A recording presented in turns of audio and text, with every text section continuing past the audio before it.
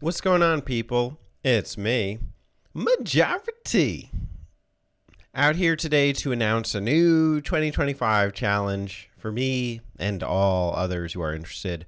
I actually jacked this from Games with T. He is currently doing pickups and games beaten under a 2 console and 1 handheld model, where he's playing 3 games at any given time across any of those consoles, and I'm going to adopt that for the sake of beating more games this year. I lost track last year. I stopped counting, and I did a video on that, and I think I'm ready to start counting again.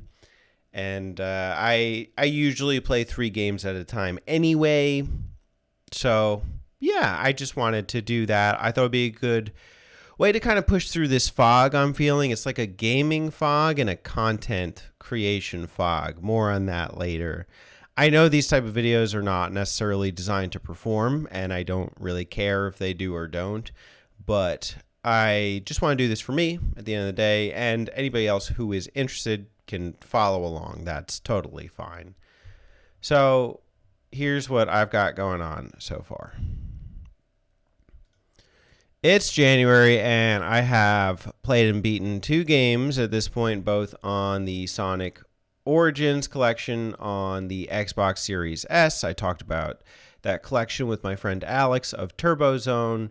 And within this year, from what I've been logging, I beat Sonic 3 and Knuckles on January 10th. And today, January 19th, I played through Sonic the Hedgehog 1 as Amy the Hedgehog in 36 minutes.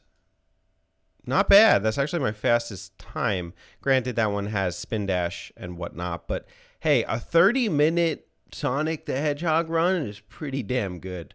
So I'm closing in on that gap. It's gonna happen, and I don't know. Even if it is with spin dash, hell, like that's pretty damn good.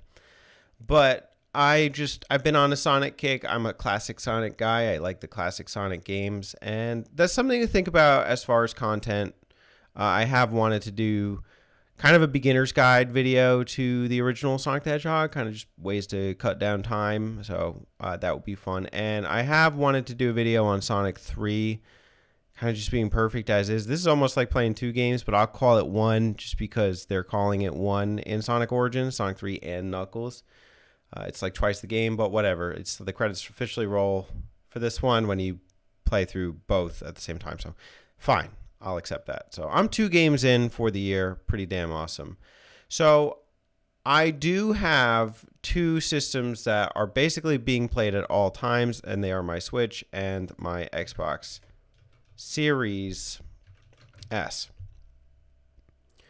And I think it's good to just kind of focus on playing 1 game at a time. I would do it similar to the way Games with He does. I recommend you check out his videos and his channel after this, of course.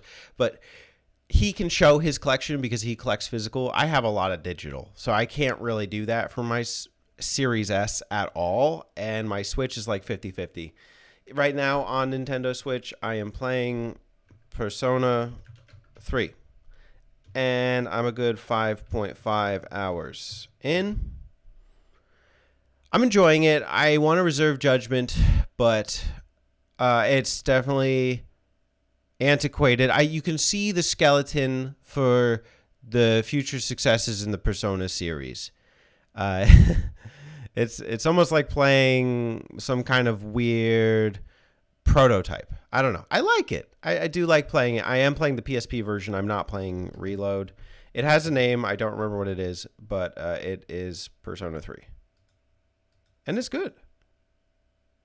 And I'm doing like half an hour at a time. I usually split it between kind of the social aspects and the dungeon crawling aspects. And that serves me pretty well. I don't do every day, but I do days that I can. So like this weekend, I put a half hour in this morning, a half hour in last night, a half hour in Friday night. So there's an hour and a half right there. Pretty awesome. As far as the Xbox goes, I'm going to continue on this Sonic trend. I'm actually most of the ways done with Sonic CD, and I am 1 time stone away from getting all the time stones, so that's fun. and maybe I'll become Supersonic, or maybe I won't. I do not care about getting the good ending. Sonic CD has always been kind of a janky game to me. I just don't get it. I think like you're supposed to go in the past, find the metal Sonic projector, destroy it, and then clear the zone in the past. But the problem is there's all these signposts for future, past, and if you get a future post and then you end up moving too fast and the post doesn't disappear on your little bracket, you end up going back to the future. And I'm not talking about the movie. And it just throws away your whole effort to try and get the good ending. And I still don't fully understand it. So it's a hard pass for me trying to go for the good ending right now. It's finicky. So I do not fully appreciate that game. I do appreciate aspects of it, but I do not fully appreciate the game. There are things I'm learning to love.